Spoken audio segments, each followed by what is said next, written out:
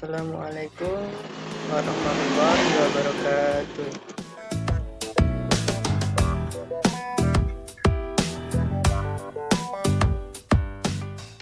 Oke, di sini saya akan menjelaskan tentang ragam bahasa baku. Sebelumnya saya akan menjelaskan atau memperkenalkan kelompok saya. Yang pertama, saya sendiri Abdul Mudi Muhammad dengan nomor NIM 201103050011. Yang selanjutnya ada Emilia Rahmadani yang bernomor NIM 201103050008. Selanjutnya Lailatul Fitri nomor NIM 204103050018.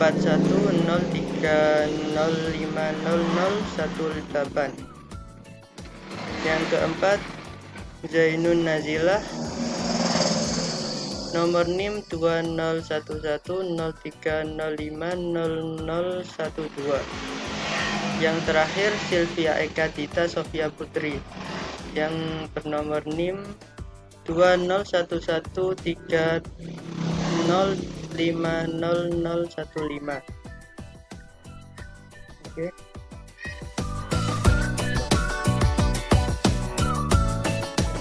Di sini saya akan menjelaskan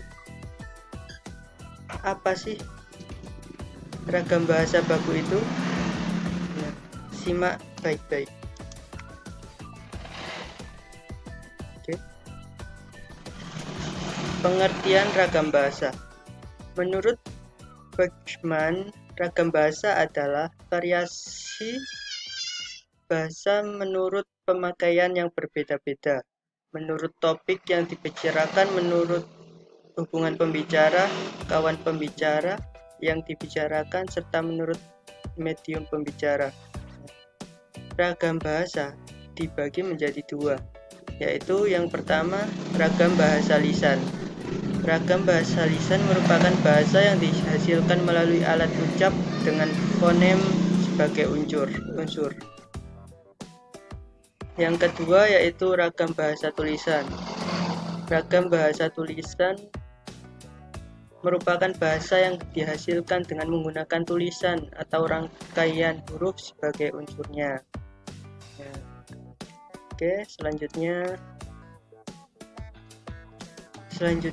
pengertian ragam bahasa baku.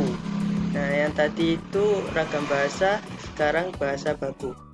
Dalam KBBI edisi keempat disebutkan, pengertian baku adalah pokok utama tolak ukur yang berlaku untuk kuantitas yang ditetapkan berdasarkan kesepakatan standar. Sedangkan menurut Koskasih dan Hermawan, kata baku adalah kata yang cara pengucapan atau penulisannya sesuai dengan kaidah-kaidah yang dibakukan. Kaidah standar yang dimaksud dapat berubah pedoman ejaan (EYD), tata bahasa baku, dan kamus. Nah, pada intinya, kata baku adalah kata yang lazim digunakan dalam situasi formal atau resmi yang penulisannya sesuai dengan kaidah-kaidah yang dibakukan. Nah, itu. Selanjutnya, ciri-ciri bahasa baku. Bahasa baku sendiri mempunyai ciri-ciri, yaitu mempunyai kemantapan dinamis. Artinya gimana? Artinya kaidah bahasa itu bersifat tetap dan tidak berubah setiap saat. Yang kedua, sifat cendekiaannya. Artinya perwujudan suatu bahasa yang mengungkapkan penalaran yang teratur dan logis. Yang ketiga, adanya proses penyeragaman kaidah, bukan penyamaan ragam bahasa atau penyeragaman variasi bahasa. Selanjutnya, karakteristik bahasa baku.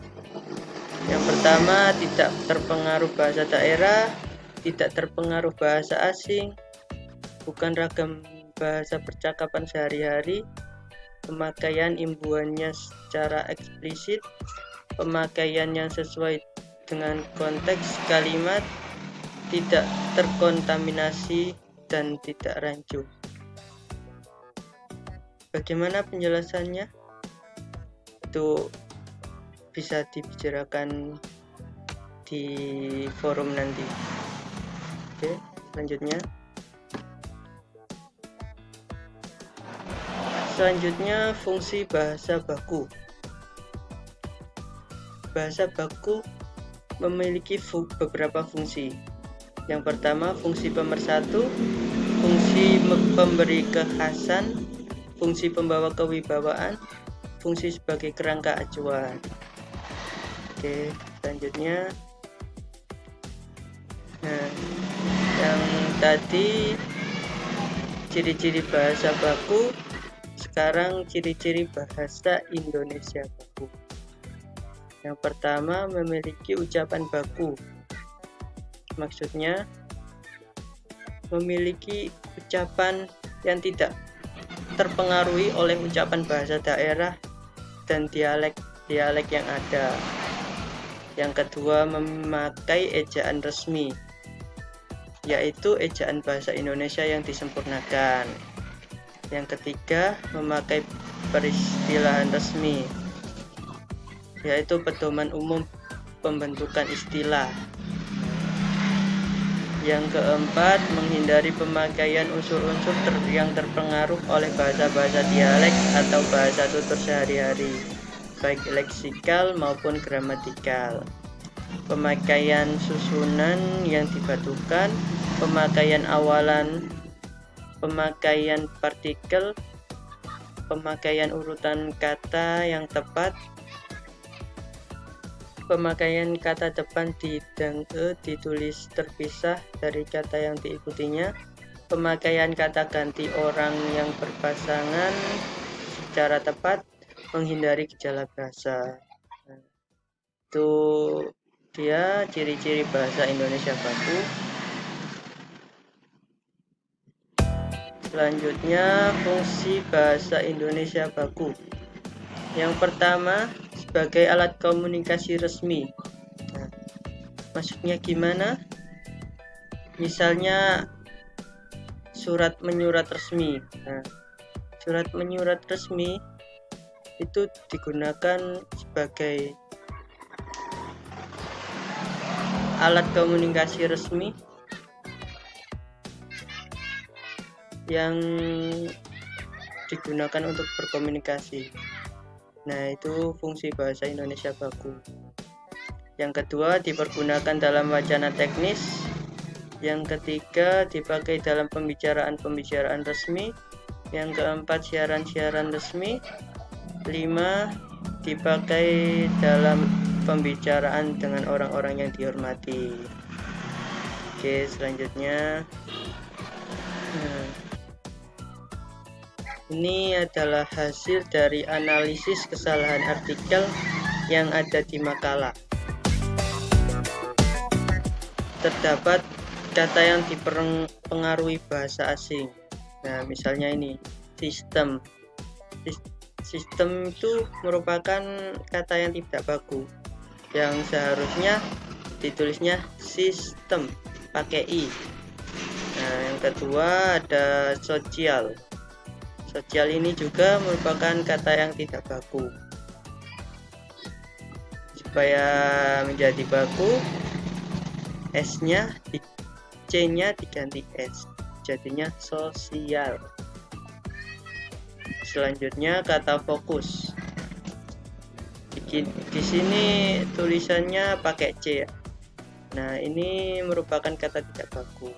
Agar menjadi kata baku, C-nya diganti K, jadi fokus. Selanjutnya kata humanistik. Kata humanistik juga merupakan kata tidak baku yang akhirnya menggunakan huruf C. Itu agar menjadi kata baku, C-nya diganti huruf K, jadi humanistik. Selanjutnya kata negatif. Nah, ini kata negatif ini dipengaruhi bahasa asing juga, bahkan tidak baku katanya. Kata yang tidak baku, agar menjadi kata baku maka harus diubah menjadi negatif pakai F saja, tidak memakai VE.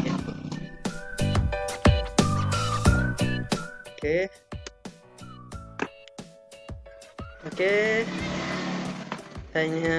mungkin hanya itu saja yang bisa saya sampaikan atau jelaskan. Selanjutnya bisa didiskusikan kembali pada forum WA atau sosial media yang lainnya. Oke, terima kasih. Assalamualaikum warahmatullahi wabarakatuh.